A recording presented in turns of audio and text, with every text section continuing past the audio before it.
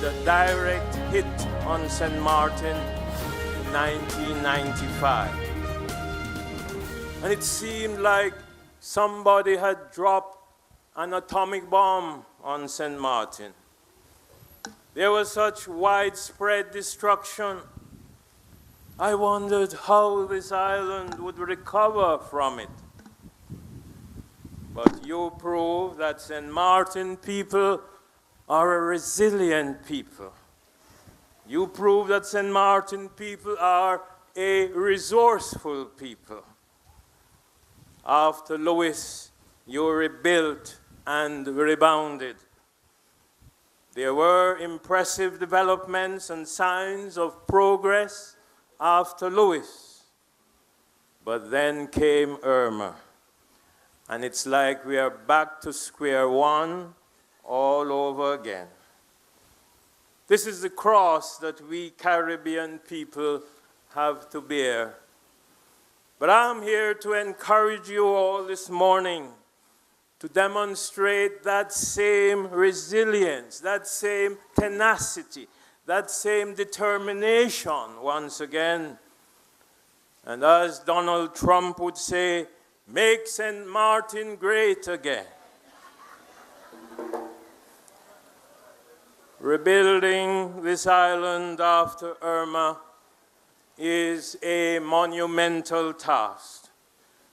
To begin with, it should not be overlooked that we face a tremendous challenge on the personal level to rebuild our broken lives. Many of us have not yet fully recovered from the demonic assault of Irma. The traumatic experience is still taking a toll on us. We need to rebuild our lives physically, emotionally, psychologically, mentally, and spiritually. It is important that we make this a top priority. Then we are challenged to rebuild, among other things, our homes. We are challenged to rebuild our churches. We are challenged to rebuild our schools and other government institutions like our airport. We are challenged to rebuild our economy. We are challenged to rebuild our tourism. In short, we are challenged to rebuild this nation, this sweet St. Martin's land. We are challenged to rebuild it to once again be the friendly island, the pearl of the Caribbean. To inspire us to be equal to the task, to inspire us to be overcomers, I have chosen for our meditation this morning a passage from the Old Testament, Nehemiah chapter 4 and verse 6, where Nehemiah says, the people had a mind to work. The people had a mind to work. Nehemiah, who uttered these words, had his roots among the Jews who had been taken into captivity in Babylon. In 586 BC, the Babylonian army had invaded Israel, destroyed Jerusalem, and taken the Jews captive. The Jews remained in captivity for 70 years. And during that time, Jerusalem lay in ruins, especially the city walls. Towards the end of the captivity, a Jew by the name of Nehemiah sought and received permission from the king of Babylon to return home and rebuild his country, especially the city walls. But when Nehemiah arrived in Jerusalem, the situation that confronted him was utterly depressing and discouraging. The city was devastated, and the city walls which was crucially important in those days to protect the city and its people, was in ruins. To some, it seemed like an impossible task to rebuild. To make matters worse, the neighboring tribes were opposed to the walls being rebuilt, and they launched all sorts of disruptive and discouraging tactics. At first, they engaged in criticism and ridicule, and when that did not work, they resorted to guerrilla warfare. They launched attacks on the workers. But Nehemiah was a man of prayer, and so he took the problem to God in prayer. Faced by his Herculean task, Nehemiah sought guidance, strength, and inspiration from the Lord. And Nehemiah was not only a man of prayer, but he was a man of action as well. Nehemiah has taught us that prayer and action must go hand in hand. Because after praying fervently to God, Nehemiah set out to organize the people to effectively overcome the challenging situation. He inspired the people to work, but while working, to have their weapons ready. So at times when rebuilding the wall, Nehemiah's men would have a trowel in one hand and a sword in the other hand. So in this way, and following this strategy, a trowel in one hand and a sword in the other, Nehemiah and his faithful and valiant workers rebuilt the wall, because as Nehemiah said, the people had a mind to work. Applying that chapter in Jewish history to our present situation here in St. Martin, there are vital lessons that we can learn from it and apply to the rebuilding of our storm-ravaged island. First, we must have a mind to work, and our work will not be achieved and be successful if we leave God out of the picture. We must rebuild with the help of God. With God helping us, we will get the job done. If God is not in the work, my friends, the work will not prosper. So as we prepare to rebuild here in St. Martin, we must pray without ceasing. We must pray without ceasing to the God of heaven, who hears and answers every fervent prayer offered up sincerely in faith. In this our time of distress and need, we need to be prayer warriors. We need to besiege the throne of God with fervent, spirit-filled prayer, confident that all things are possible with God, and things impossible with man are yet possible with God.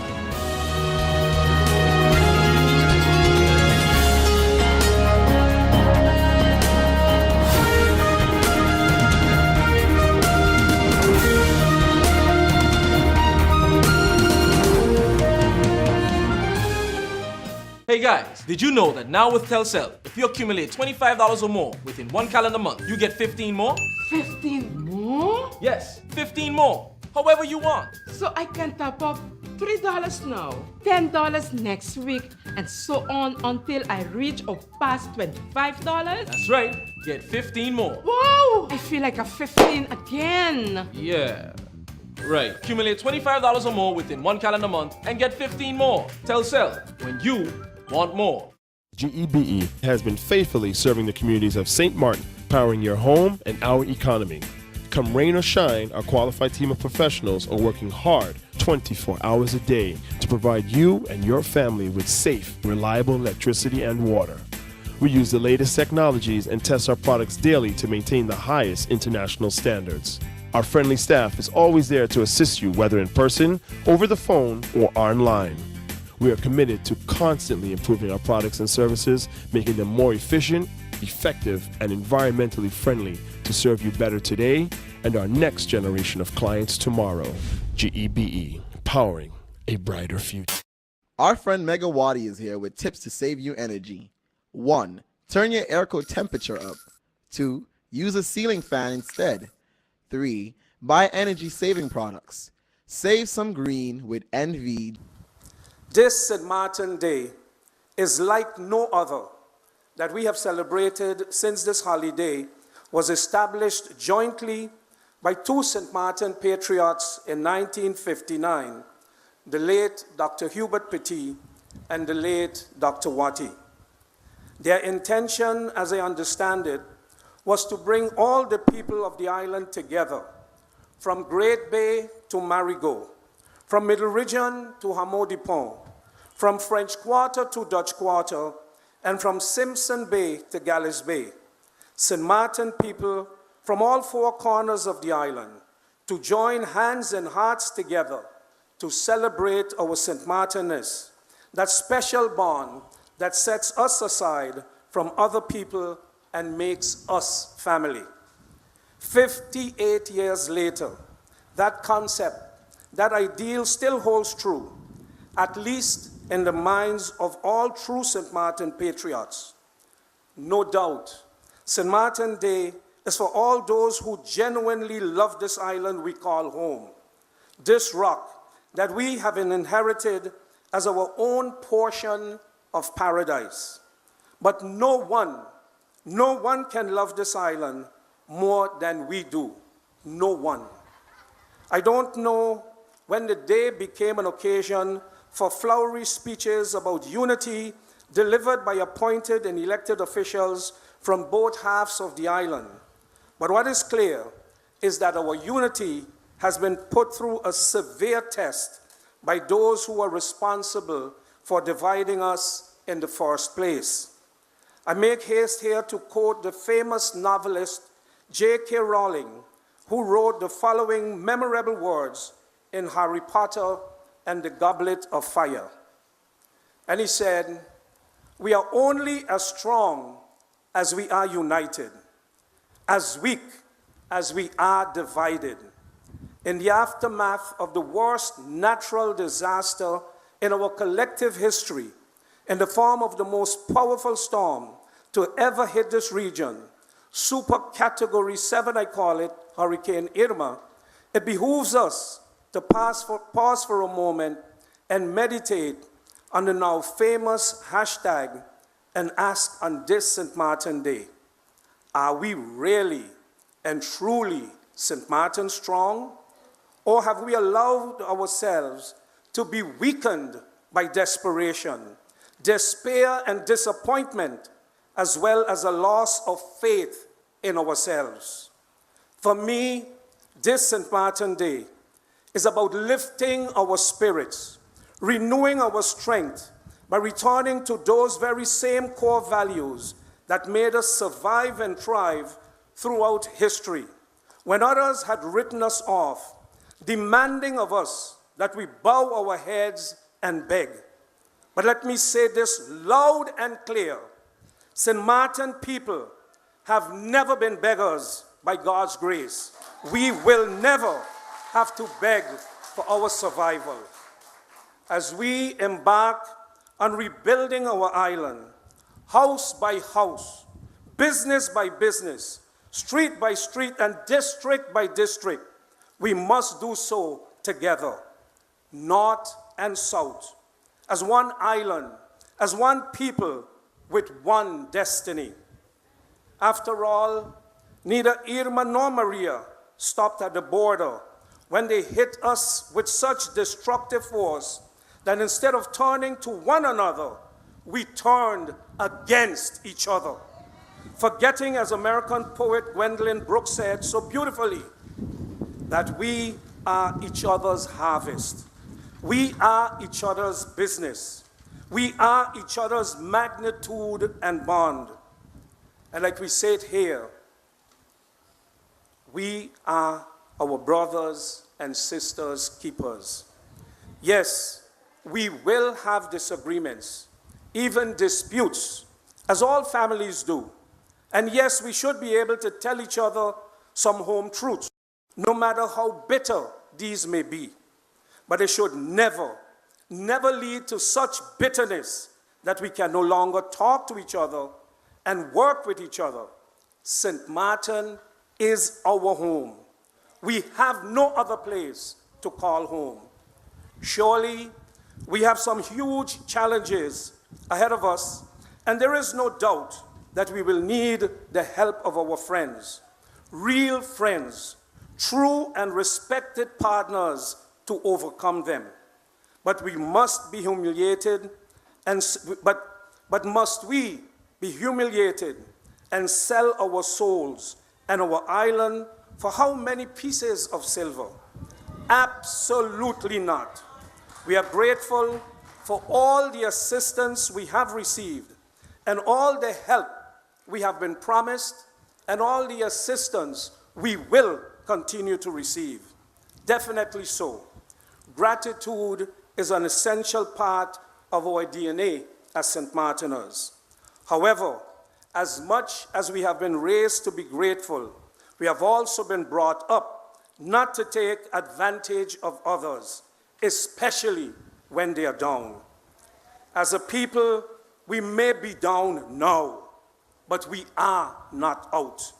We are coming back stronger, smarter, better, together as we have done over and over again in the past, going back to plantation days. That is why we are still here today. Let nobody write us off, for we come from a very resilient stock, a very strong breed. On this St. Martin Day, I urge all of us to dig deep into our hearts and ask ourselves, what can I do to help rebuild this island to be better, stronger, more united, more resilient, and friendlier, so that generations to come can look back and be proud of us?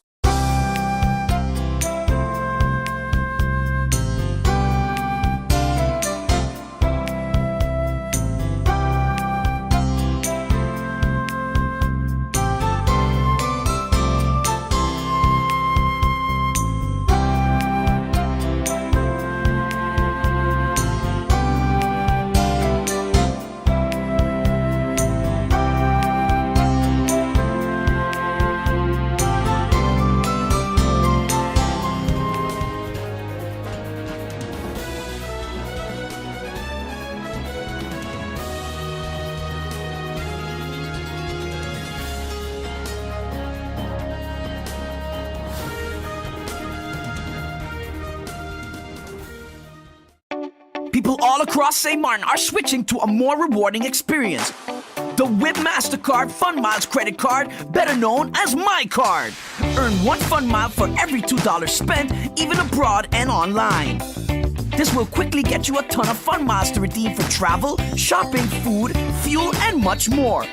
But there's more to MyCard. Worldwide acceptance, an EMV chip for extra security, and 250 free Fun Miles with first use. Switch to MyCard today at WIB. Fun miles, from within your reach. Hey guys, did you know that now with Telcel, if you accumulate $25 or more within 1 calendar month, you get 15 more? 15 more? Yes, 15 more. However you want. So I can top up $3 now, $10 next week, and so on until I reach or pass $25? That's right. Get 15 more. Wow! I feel like a 15 again. Yeah. Right. Accumulate $25 or more within 1 calendar month and get 15 more. Telcel, when you want more. It's been said that behind every door, possibility awaits.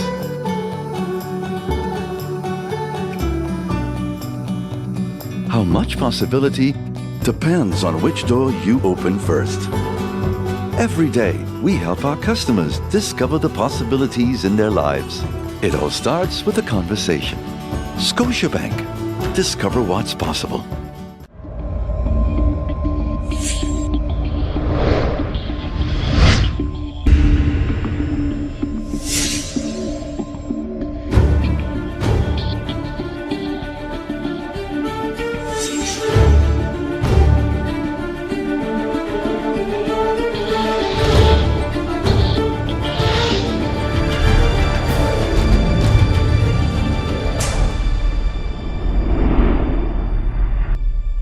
We had to provide updates to, because before that we got together with the general manager here, Don Hughes, and he wanted to have a team in place, a hurricane team in place, to give people updates about what's happening, so people can know what's going on, what's happening in different districts. People can have a venue to call if something's happening in their particular area.